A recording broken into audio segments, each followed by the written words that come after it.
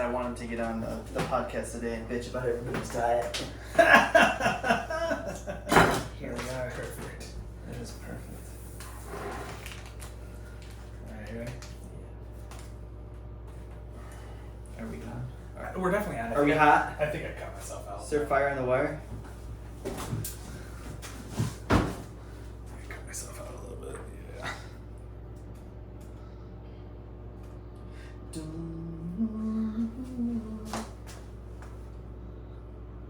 We're live. We're live. We go. Houston. Alright. Welcome in and welcome back to the Gym Lounge Happy Hour. I'm Red. This is Noah. Ask me what my weight is. Oh my god. What is your weight? I was 222 this morning.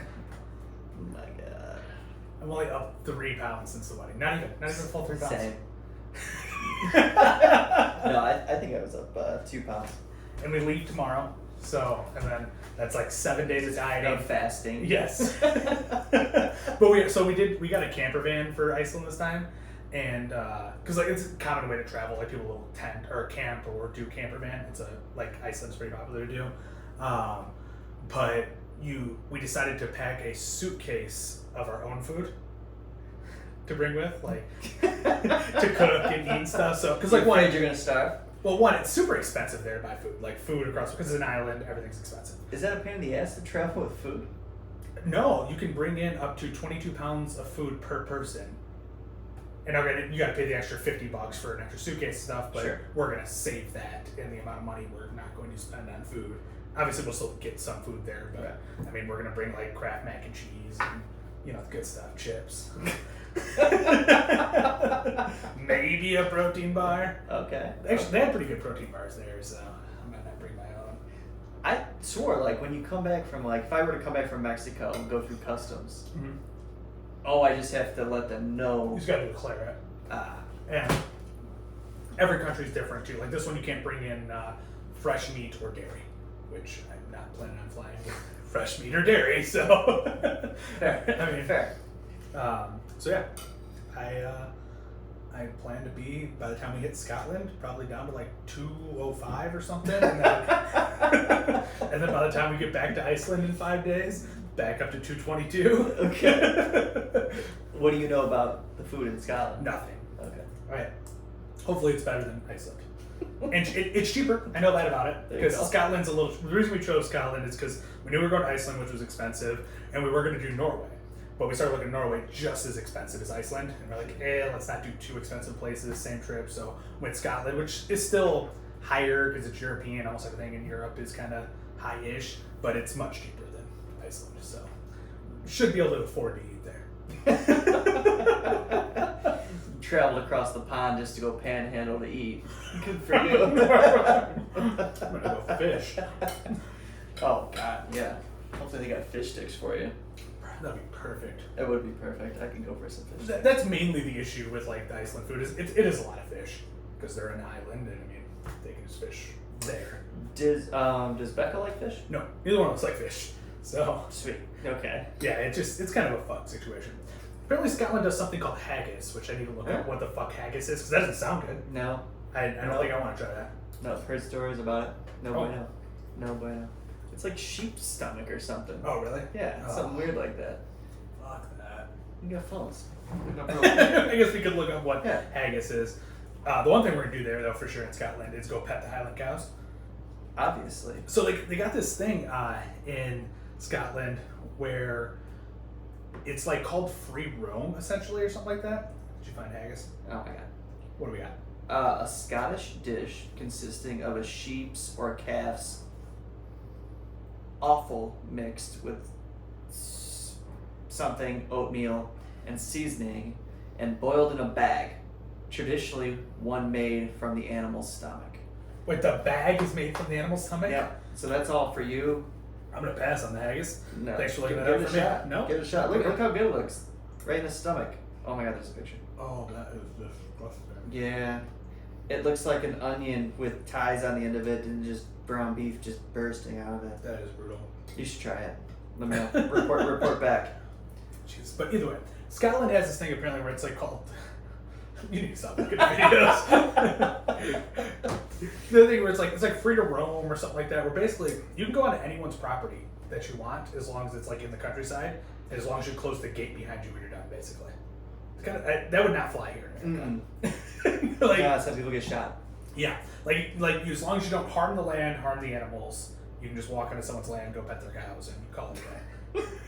Don't tell Brittany that. God. They're they're the big shaggy cows too. Oh yeah. Yeah, really Seen a cool lot of them looking. on TikTok right now. Yep. So we're gonna do that. I did look up though. Some people say it's dangerous. Some people say it's not. And so we'll just kind of play it by ear. Sure. I imagine some of these cows are probably pretty big. I wouldn't imagine, yeah. So how's your health? I might just call it good here for life and just be done. So you had the follow up on Tuesday or you did the echo on Tuesday. Yeah, so we did the echocardiogram, which is it's an ultrasound of the heart,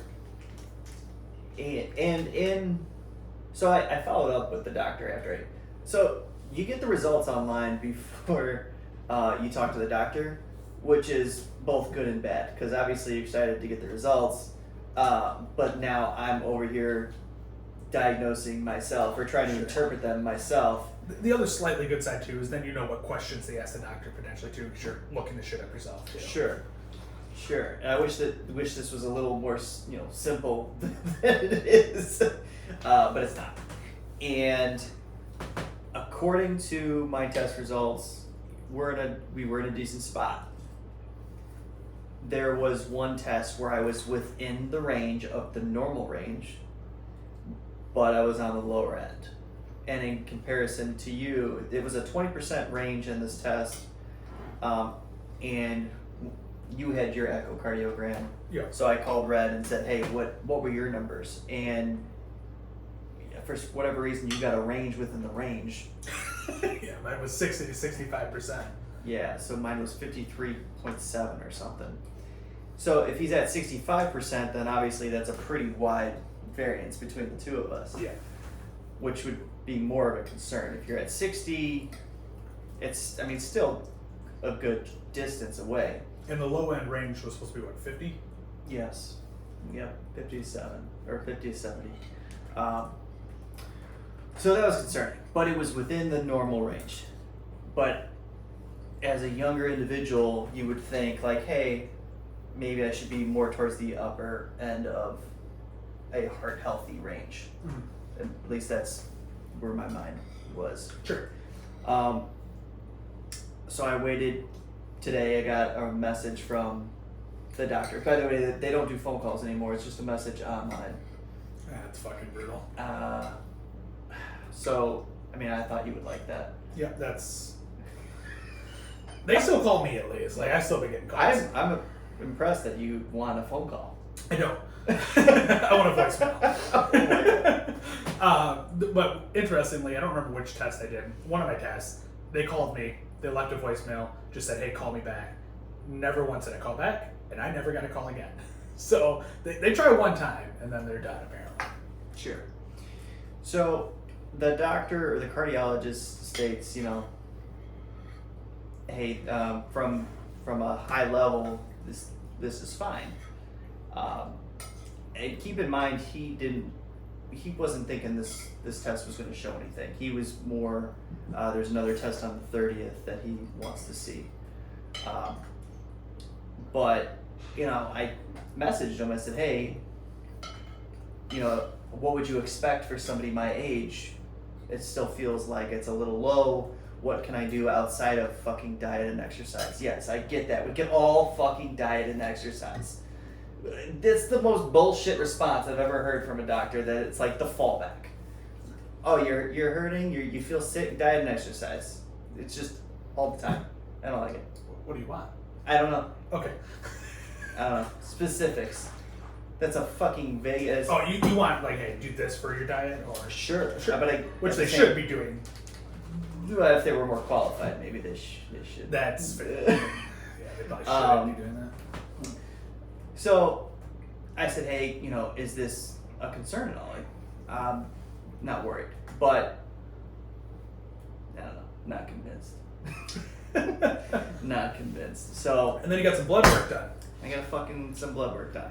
We're learning a lot about what not to do. It's part of learning.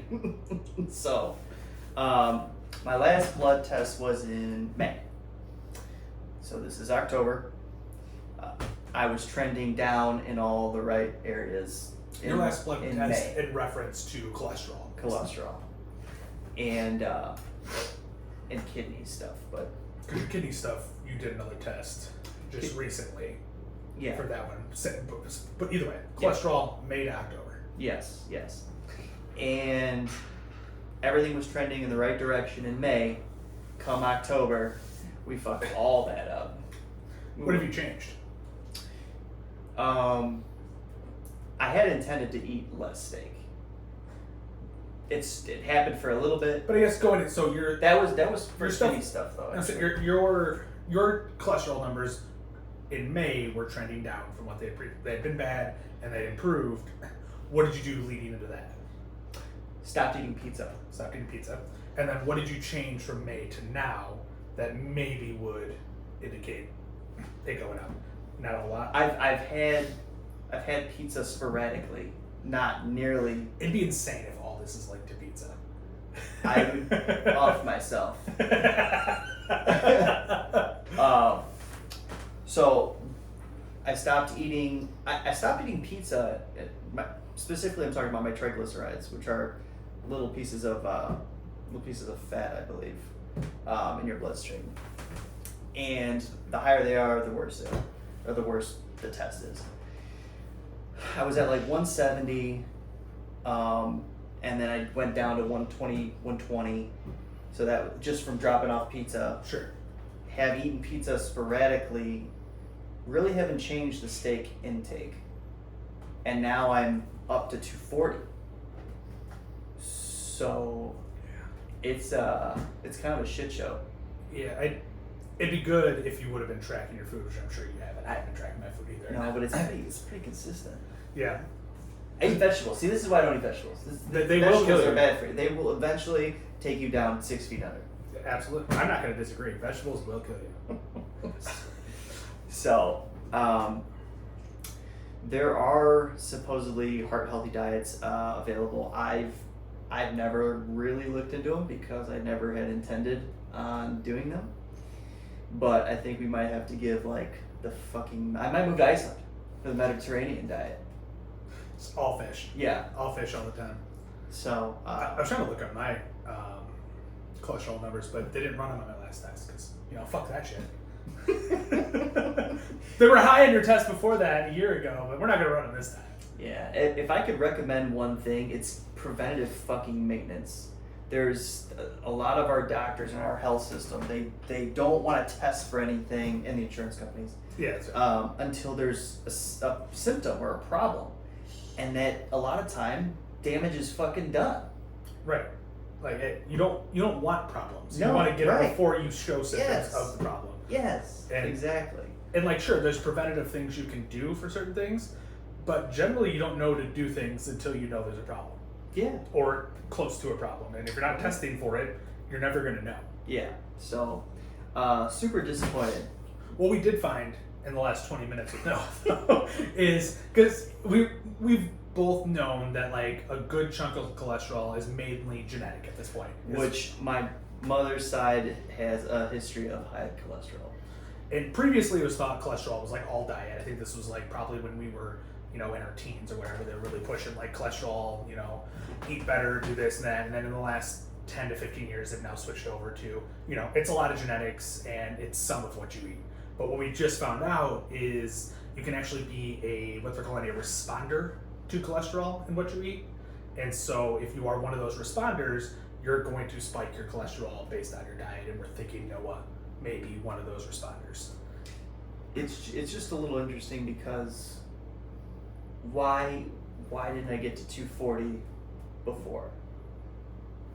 If I am a responder and my diet hasn't changed a ton, I actually, I dropped off the pizza, but I'd be interested in looking at how if you're a responder, how long does that effect last for? Yeah. And then let's say it's only 2 days. Maybe your diet was just slightly good enough the 2 days going into that last blood test, and then now, the last 2 days not that it was bad diet, but bad diet in terms of responding to cholesterol. Maybe Sure. But if it's a week, I mean, that's going to give you a longer stretch of potentially to be able to spike it and whatnot. Like, you were out of town this past weekend, I'm sure cholesterol was being eaten like crazy. It's fair. So I don't know. That's just kind of my thought process on it. Yeah, so it's been about 15 minutes that I've had a chance to digest these test results, but after this weekend, which you probably the viewers don't know, but we're filming this one right before the Spartan Race. It's Wednesday, so Saturday's race. After that, I think it's time to hop back on the fucking horse and try something else. Yeah, you know what? What you were probably doing too, though, leading to the last test would have been you were probably glutathione at that point, right? Maybe. We may want to look into see how much that affects cholesterol levels too. That's true. And then you would have to then, on top of that, look up how long term you can take that. Is that something you just keep taking? Because if you're looking at glutathione, not that we really know why you would, because we're not going to be ones recommending it to you necessarily, but it's not expensive. Right. If it was something that like I needed to be on the rest of my life, it was twice a week I was taking it, I could afford it, and I'd be willing to do that if it fixed whatever I had going on, which for me, it seemed to have fixed my liver problems. It could have been diet too, but we don't really know, so we're assuming that had a factor. And for you, your kidney problems seem to improve. Yeah. Numbers that shouldn't have improved too on your kidney function. Super weird. Because whatever number that was, it wasn't one of his kidney tests. It was like supposed to be just not possible to get better. Yeah, it was supposed to be like damage is done to the kidney, it can't regenerate. Right. It did, so maybe there obviously is something that we missed. You would assume that's the glutathione, not diet. Yeah, it was literally just glutathione and drinking more water. That's all it was. Nice and simple. Keep it easy. Yeah. So we'll have to get back to you guys with an update on that, and I'll probably do it for 3 months. And I gotta take this phone call. Oh my god. All right. Hello, it's Keith. That's fine. Yes. So get out of here so I can talk. Go away. Send Adam in here. All right. I guess it's just me. Sorry, guys. But I did want to talk about one of a couple members that came to the gym, or that come to the gym, and one of them's lost a lot of motivation with the gym. So there's a possibility that it's stems from some seasonal depression, which is very common, right? Winter's coming. This person is a big fan of summer and doing work around the house, outside and everything, and so I think that's affecting their motivation. But they came to the gym. They weren't a fan of the gym, right? There's a lot of people that know they need to go, and is it all fixed? Apparently, people don't know voicemail exists anymore. Dude, someone called me twice. Just dry cleaner.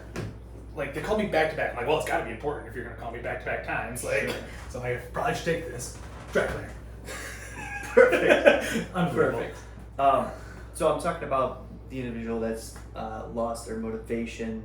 I just found my cholesterol numbers. You don't want to talk about those? Oh, okay. I guess we'll put this on pause. I don't know. We were talking about cholesterol. I was trying to pull up what my numbers were. This would have been January. This last time they ran my cholesterol was in January. Even though I've ran 3 separate blood tests since then. Not a single one did they include cholesterol in them, but my triglycerides were 111. So I have never been that. And then my LDL was 96, which is fine, and then my HDL was 36, which is supposed to be 40, so I was a little bit low on the HDL. So this is actually the highest my HDL has been. Which you were 40, right? I'm at 40 right now, yeah, right, which is the minimum. Yep. LDL went down to 116. LDL, bad fats, HDL, good fats. I was at 96. So that's interesting. But yeah, triglycerides just fucking outrageous. What were your triglycerides? 2 something? 240. And this is the Merrick Health one. They say the range, the high end is 149. Fucking high score. Blew it out of the water. Christ. Come at me, bro. And your cholesterol total was what, 2 something? I'm at 152. It was 209, I think. It came out, this January test was when I was 245. Sweet. 200. Red had 45 pounds and an asshole diet on me. Yeah, and I'm destroying you on these numbers. Yeah. But again, we said cholesterol is mostly genetics and stuff, so, I mean, and clearly I'm not a responder. No. No, you're not. No, you're not. Yeah. All right, motivation. So, this individual, frustrated with the gym, they were forcing themselves to come to the gym, which was great. I think that's a step in the right direction. I understand, you're not a huge fan of the gym, but you need to go to the gym. You need to lose some weight. Their goal was weight loss. The problem with that formula is that they did not take dieting serious. They said, I don't want to track my food. I said, okay. I said, that's going to be an issue, and it's going to be hard to lose weight, because when you don't track your food and you start working out, you typically just end up eating more food. Yes. Because you're hungry, you're burning calories, your body wants more. The one caveat I would throw onto that at least personally I've run into myself, is when you're following one of these like low carb diets more often than not, and you're generally a carb eater, for whatever reason, it seems like as long as you're following those diets, even if you're not tracking, you can still find a way to lose weight. At least that's been my experience with paleo, and I think I know a couple people way back when they were still doing like Atkins diets, still had similar experiences, and I don't know why that is. I think it's partly because it's tough to eat too much food when you're eating paleo. Like if you're cutting out all that shit, like you're only going to eat so much. Yeah, and this particular person, to that point, this particular person eats a lot of fats, which is going to kill you a little bit. Yeah, and has no problem overeating fats. And when you overeat fats, you're doing twice as much, or you're taking, I was going to say twice as much damage, but I don't want to portray it that way. Sure. You're taking in twice as many calories as if you were to overeat on carbs or protein. Yeah, a carb is 4 grams of calories. And 4 calories. 4 calories. Sorry. Sure. A gram of carbs is 4 calories, to where a gram of fat is 9 calories. Yes. And protein's 4 calories as well. Like just protein, carbs 4, fat is 9. So every gram of fat you are putting in your body, to Noah's point, you are putting in double the calories in. Yeah. And fat is easy to eat. Yes. It's easy to find. It's easy to eat. Right. It's also easy to avoid. Sure. If you know what you're looking for. I mean, yes, nuts are in theory healthy for you, and they are good fats, but they're fats. Peanut butter, things like that. It seems like a lot of people just go to is peanut butter. They're like, oh, it's healthier. It's a nut, sure, and it's good for you. Steak, ton of fat. You swap that out for chicken, you're going to be reducing your fat level, still getting the same amount of protein, and still restricting carbs at that point. Oreos, chips. A lot of experience, this guy with the fats. Cookies in general. I was just talking to one of the new members. I said, hey, the cool thing about tracking only your macros initially is that it doesn't necessarily matter how you get there. And she goes, oh, I know. I've had cupcakes every day this week. I didn't talk to her. It wasn't me. I didn't create this monster. Yeah, sure. But it truly is. If you are tracking just macros and you're trying to target macros, when you're starting out, it does not matter how the hell you get there. At some point it does. Right. And long term, for the micronutrients side of things, you want to start paying attention to that. But initially, just... Because it's easier because hitting macros, if you haven't before, is already a task in itself. Sure. So let's not make it more difficult than what it already is. But once you're hitting them consistently, then maybe we swap out the Oreos for some cashews. Yeah. Or maybe we swap out the cereal for some rice, and you find different things like that you can swap in and out simply to slowly get closer to a healthier diet overall. All right. So I reached out to them. I said, hey, where's your headspace at with the gym? lacking a little motivation, kind of bummed out. Yes, I've gotten stronger, but I haven't lost. In this case, they were hoping to lose weight out of their midsection. Haven't really lost weight. Actually gained weight, and I told them that would happen if you weren't tracking your food. So it's a little frustrating as a trainer, and I'm sure obviously as a member of the gym. Like, I told you this would happen. I told you it would have bad results. And you had the bad results, and now it's in your mind killing your motivation. Like, yeah, that's a little frustrating. And I feel like we across the board, not just that client specifically, but across the board, we found diet is the tougher part for most people. Yeah. Like with this individual, if you're not following the diet, you're likely not going to hit your goals, and then motivation is going to lack for the gym. Yeah. If you're coming to the gym for 3 months and nothing changed in your body, or what you wanted to change didn't change, you're not going to be motivated to be here. Which is, it's about how long they were, consistently coming, and yeah. And for whatever reason, that is the hardest part for most people. I unfortunately don't have like the problem solving skills for that because I can't relate. I previously, back in my sophomore year of college, I looked in the mirror and was like, oh shit, I'm fat. One day, like, had no idea. Like, this whole time I thought it was normal. I looked in the mirror, I'm like, oh yeah, everything's really tight. I was 225, and we're talking like a round. Like, I'm 225 now. Did not look the same. I was round. Like, I was pretty big, and I was probably like 45% fat at that point. Like, we're talking pretty big, and I had the thought process that when I'm like, well, fuck it, I need to diet and lose weight. I started dieting then, and I basically dieted the rest of my life since then. And that was sophomore year of college, so we're talking, I don't know, 15 years at this point, close to 15 years. So like, I can't relate to these people that struggle to diet. And maybe for me, it's because I've seen results. Let me ask you this: were you hungry when you lost weight at any point? Well, like this past week where I was dropping weight, hungry the whole time. So you can't, and I think we said this last episode, you cannot outwork a shit diet. Right. It's fucking nearly impossible. And I guess that's the other side. Speaking of hunger, I handle hunger well because I was a wrestler in middle school. Okay. And I cut weight, starved myself. So you kind of, for whatever reason, you mentally get used to that starvation, and it's not a big deal. And so for me, I can do that. But that's not the diets we're recommending people do. I don't want you to feel hungry. Sure. Like, you should, not that you shouldn't feel hungry. There are times where you will feel hungry. But in general, if you are eating and hitting your macros appropriately, there shouldn't be much hunger, if at all. Maybe you wake up hungry. Yeah. I think the carb cycling is a very comfortable way to lose weight. Yeah.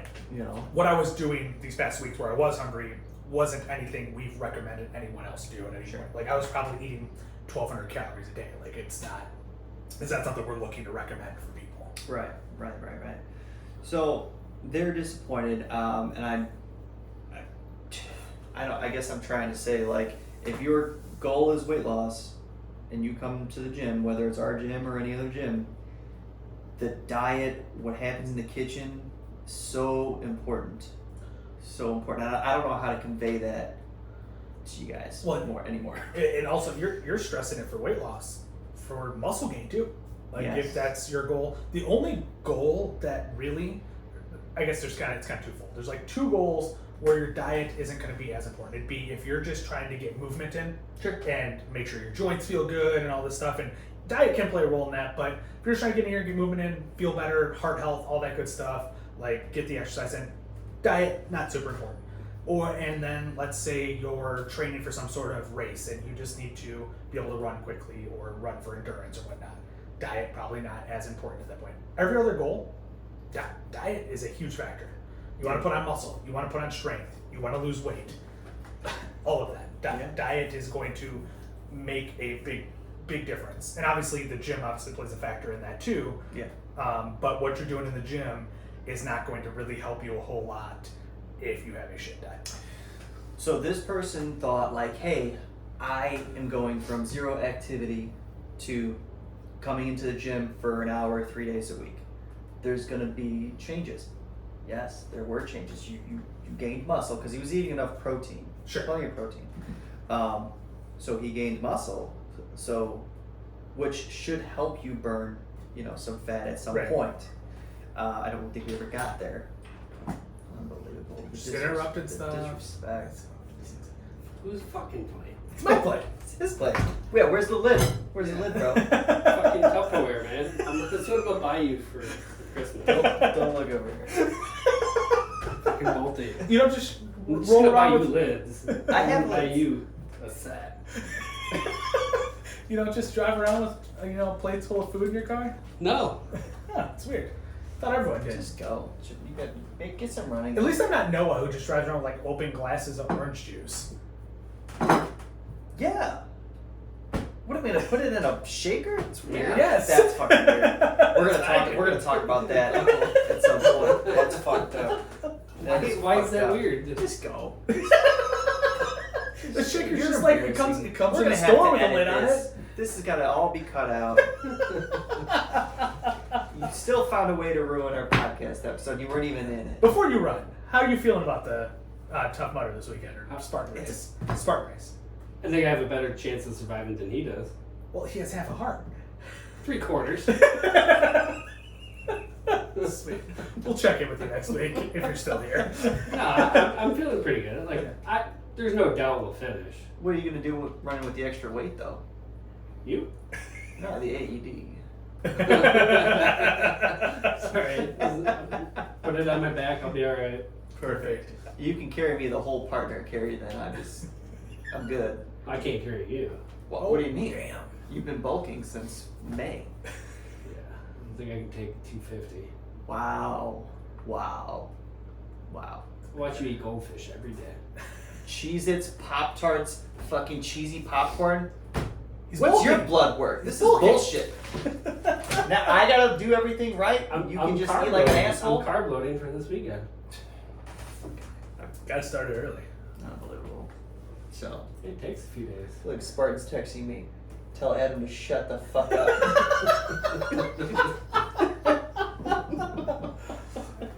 Alright. You guys have fun. I'm gonna go eat some carbs. Alright, you have fun with that. Gain some weight. Who cares? Circling back to what somebody just said. Did you ask your doctor about the race this weekend? No. Okay. No. Alright. Anyways, back in. I live my life a quarter mile at a time, so that's You're gonna be living your life a lot this weekend. 52 quarter miles or 5.2 quarter miles. Math's not my strong. That's fair. I think I did that right. Quarter mile, so it'd be times 4. 13 times 4. Yep. Maybe. Yeah. We'll talk about that later. So, the issue that you run into there with someone who, like you said, activity increases, and he did put on some muscle, so for him it did actually kind of work to a certain extent.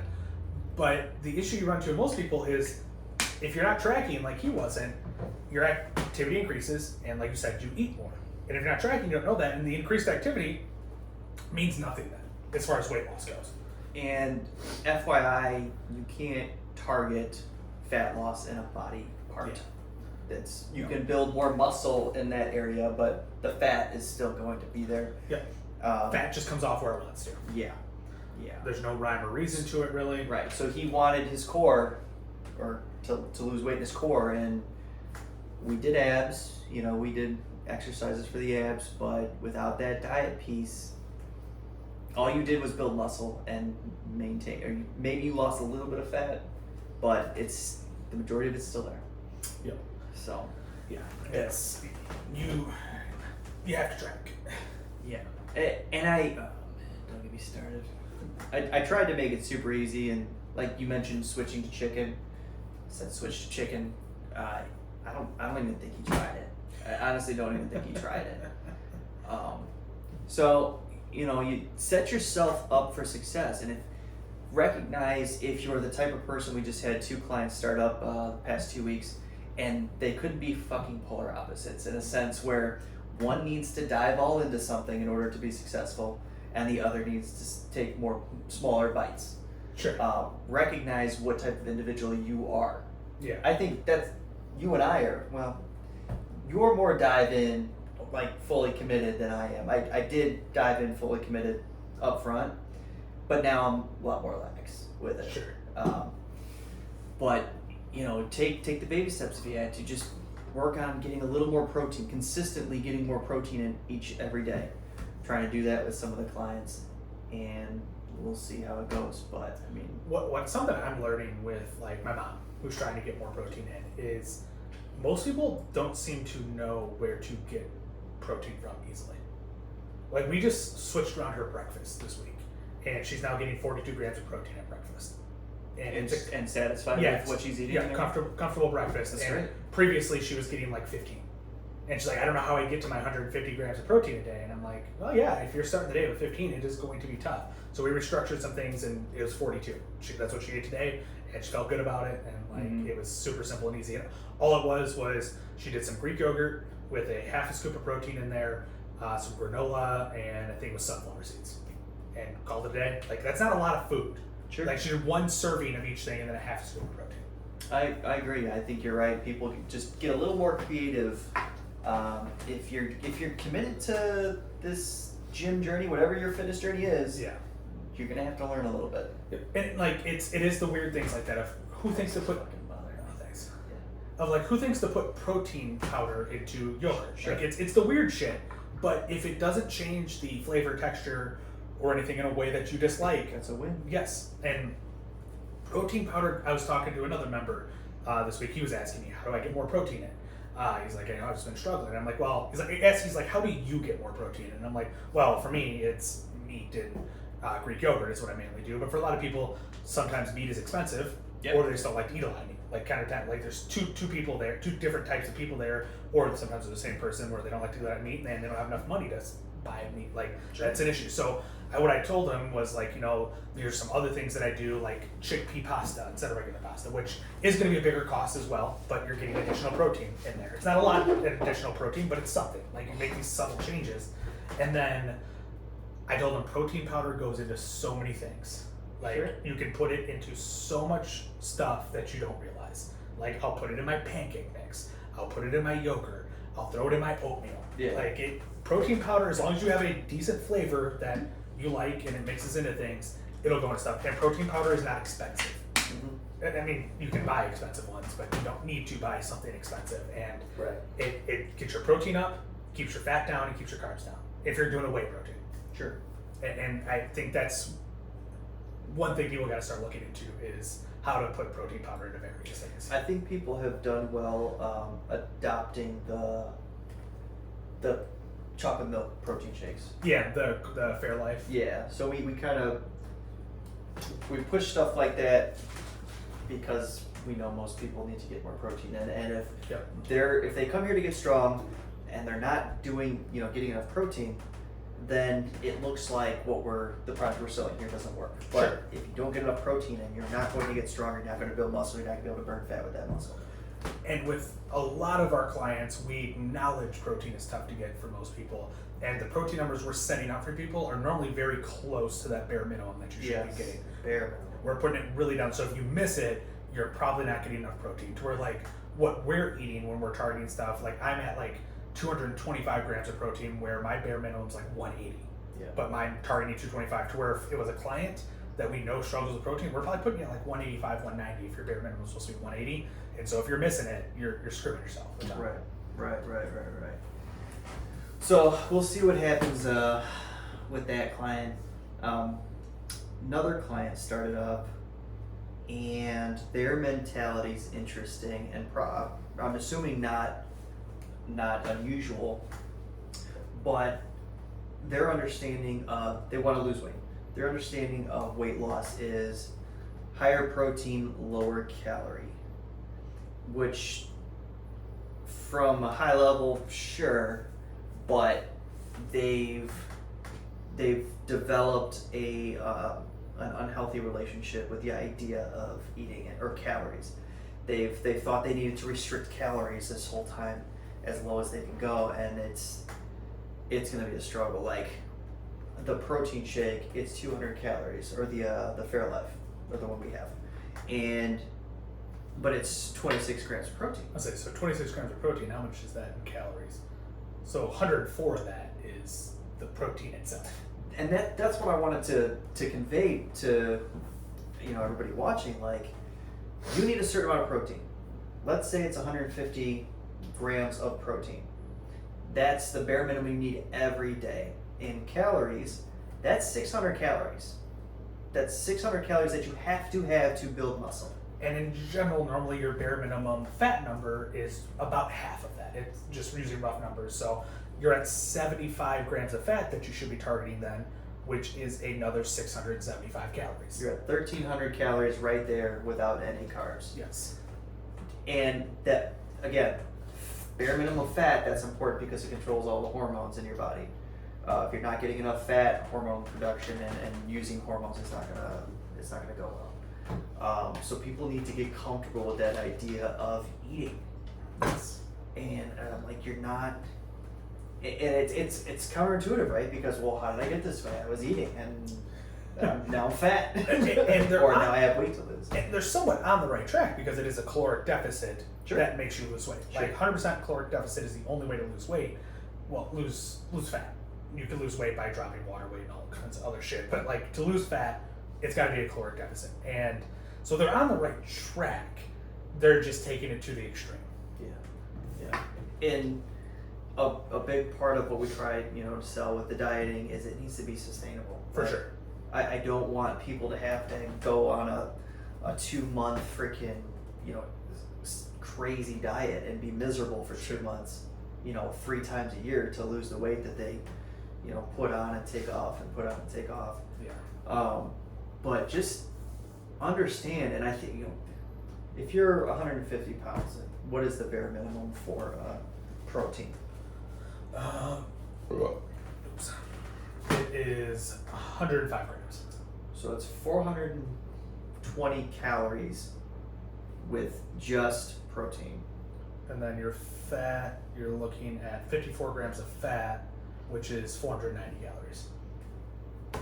Yeah, you're at 1,000 calories, and that's anything that has some protein in it. Unless even whey's got a couple grams of carbs. Yeah, it's a little bit of carbs. You're not eating just straight protein or straight fat. Everything comes with something else. And here's the thing too, if you're hitting these bare minimum numbers and you're not introducing carbs, you're now using some of this fat and some of this protein for energy. Yeah. And so now it's not going towards the things it needs to, so you're now not really hitting a bare minimum. You're shorting yourself, right? Yes. Exactly. So if you have these goals to build muscle or even to lose weight, you got to get comfortable with the idea of eating, and there's a bare minimum your body needs in order to function properly. And something we push to is generally not looking at weight loss unless you're competing in something where weight matters. It's what do you look like in the mirror. Don't pay attention to the scale as much. The scale is important to us when we're adjusting things because it gives us good indications of stuff.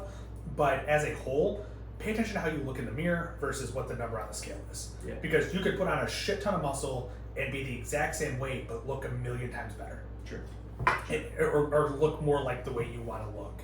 But if you're competing in strongman, powerlifting, bodybuilding, or whatever that has weight class categories, then sure, you got to pay attention to the number on the scale, and then that's important. Right. But outside of that, most of the people that are walking through this door, you're trying to look better is all you're focused on, and the number on the scale is not going to necessarily indicate how good you look. Right, exactly. So that's my TED Talk.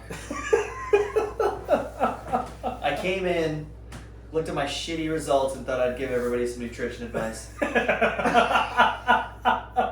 Noah was pissed when I told him he should stop eating as much steak.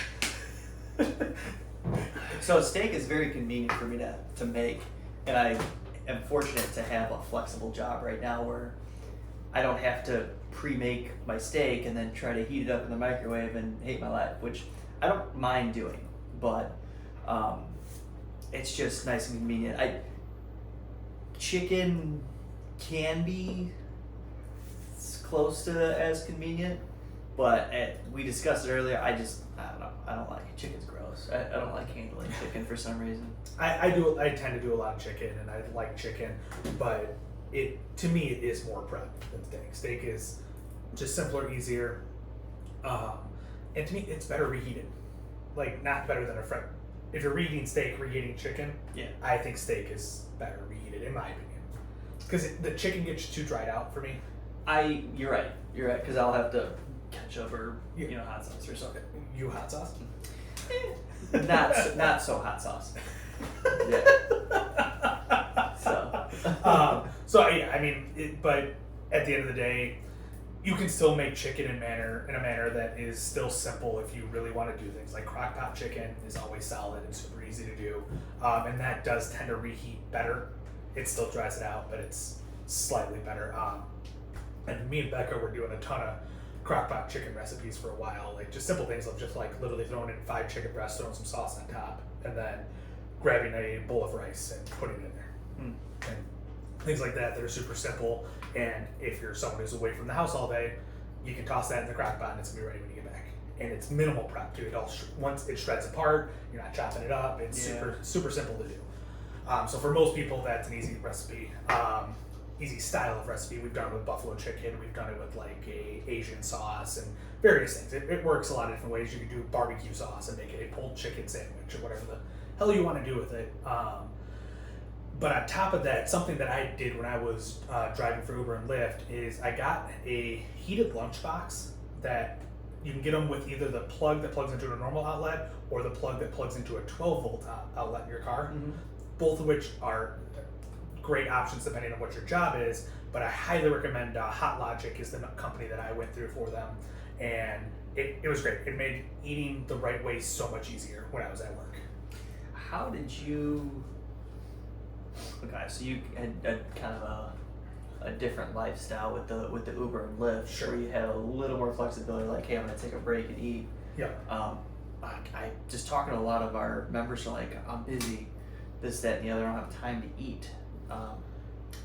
And I don't remember how I got through that because I was also very busy with working 16-hour days and everything. To me, like, so that Uber, to a certain extent, I didn't necessarily have time to take a break and eat. I would grab it in between rides, and there might be a minute or two, and because it was already hot and it was warm, I just pick it up, eat what I could, ride comes through, put it down, and get going. And so most jobs are similar to that, where you can find 5 minutes to snack on something that you have that's already warmed up. It's the having to go cook something or go buy something or something that makes it more difficult and time consuming. So it's sitting right there in your truck, for example, when you're out on the job, you're going to find 5 minutes where you're sitting on the computer or something that you could, eat a little bit or whatnot. There's not really a job out there that I don't think you can find a couple of minutes to eat something that's already prepared.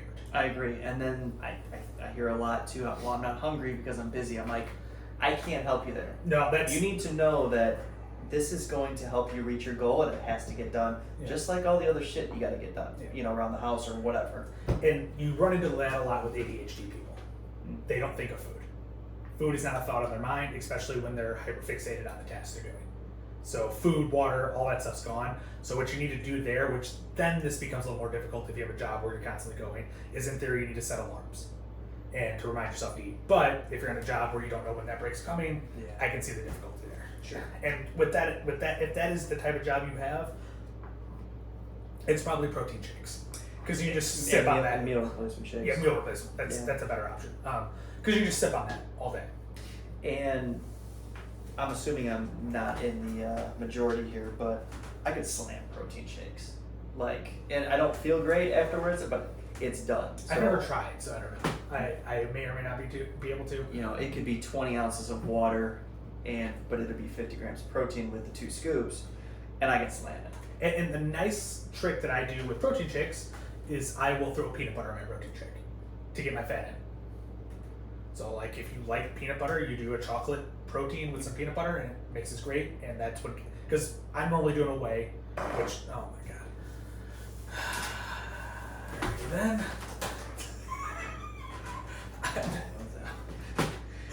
you got some of my fats. I'm normally You're gross. Oh my God. That stinks. I can't think. I can't. Can't see. Eyes are watering. Farts are funny. I am I'm normally doing some sort of whey protein. I'm not typically doing a meal replacement, so if I do want to get the fat in, I do gotta throw some peanut butter in there. I don't know what meal replacement shakes normally have fat, I'm assuming. You know what? I don't pay attention to those details because I'm taking them for the protein and the carbs, so I just I was allowing the app to track it for me. I just know like, hey, if I don't get this in, I'm short on my carbs and my fat. I feel like I was protein.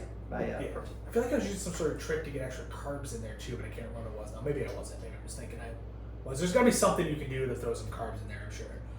Sugar. That sounds very you. Just fucking tablespoons of sugar. You're right. Here, type 2 diabetes. Here we come. God. I'm gonna go check how long we've been going because it feels like a long time. I haven't set a stopwatch. But there's gonna be other ways to sneak things in because I could see the carbs being an issue if you're just trying to do mostly shakes. Sure. Which some members that I've talked to, they rely heavily on those shakes, and I've spoken with other people that I've trying to help them get started on their fitness journey. Like, how many protein bars is too many? I'm like, it's how much can you afford? Yeah, like it's not that the protein bars are bad for you. It's that, hey, just make sure it's not taking away from other things you should be eating. Sure, and the other thing is too, at some point, speaking of, slowly putting in foods that are healthier, you want as much of your food coming from whole food sources as possible. So start with the protein shakes, but at some point, let's switch that out for some chicken or things like that when you can. Right. But because you're missing out on some of the micronutrients is the reason you want to do things like that. But again, if the choice is doing that to hit your macros or missing your macros, hit the macros. Yeah. Like, get there and do what you need to do to make it happen. Yeah, I agree. Diet's important. Yes, it is. Yes, it is. Come with us on my 3-month journey. Yeah, when do you think you get your stuff checked again? Do you think doctors calling you tomorrow? Let you know that you're about to die?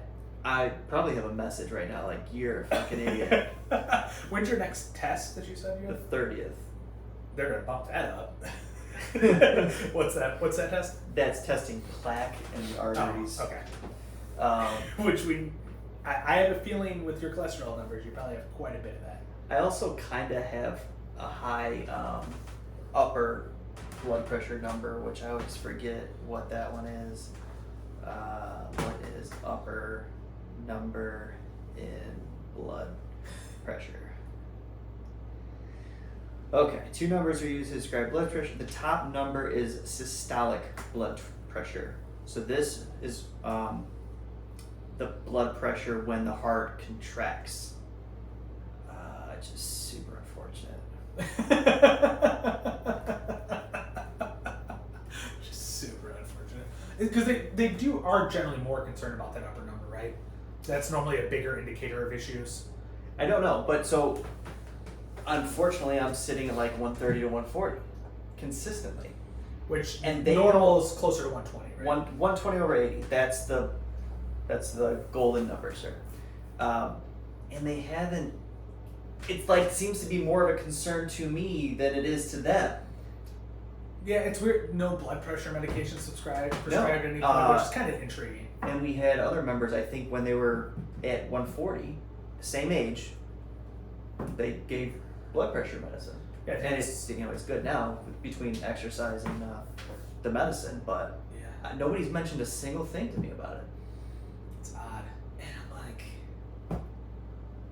I feel like I gotta be the doctor. Like, what's going on here? I'm learning how to fucking fix myself on our podcast. The fuck am I paying $5,000 to these doctors for? I haven't been billed yet for my heart monitor. I'm waiting for that bad boy to come in. That was 30 days of fucking. They live monitor you. Like if something like flashes or whatever, they like call the police for you and everything. So like I'm getting live monitored. Yeah, what are you supposed to do when you're sleeping? Yeah, exactly. Like it makes sense. It's just like the cost of that. And then they gave me a call. I think it was the morning of the wedding. They're like, hey, your monitor hasn't been connected for 2 days. Is everything okay? I'm like, yeah, I just lost it. Man, it's gonna go back tomorrow. I can't find the one, but I'm like, no, everything's good. Just not wearing it. They're like, oh, can we ask why? Like, my wedding's today. They're like, oh, okay. And they're like, are you going to put it back on? And I'm like, oh, I don't think so. And so they like, all right, we're going to end the study then for you. I'm like, okay, thanks. And then it's got to go back. So, I don't know. Either way, I think I'm probably paying $9,000 for that, which is really unfortunate. I'm just guessing. I don't know. Oh, Jesus Christ. It was 30 days of live We're monitoring. starting a GoFundMe. Oh my god. I mean, right now it's not on the bill. 'Cause right now I only owe $128, so That's good. it's not bad. We got to figure out how to pay back us $2,000 for a stupid ER visit, that, for her stomach stuff. So we'll start a GoFundMe for that. But until next time, I'll be back from a 2-week honeymoon. Noah may be dead from a Spartan race or from his heart for other reasons, but hopefully we'll both be talking to you in a couple weeks. Thanks. Thanks. So, top number is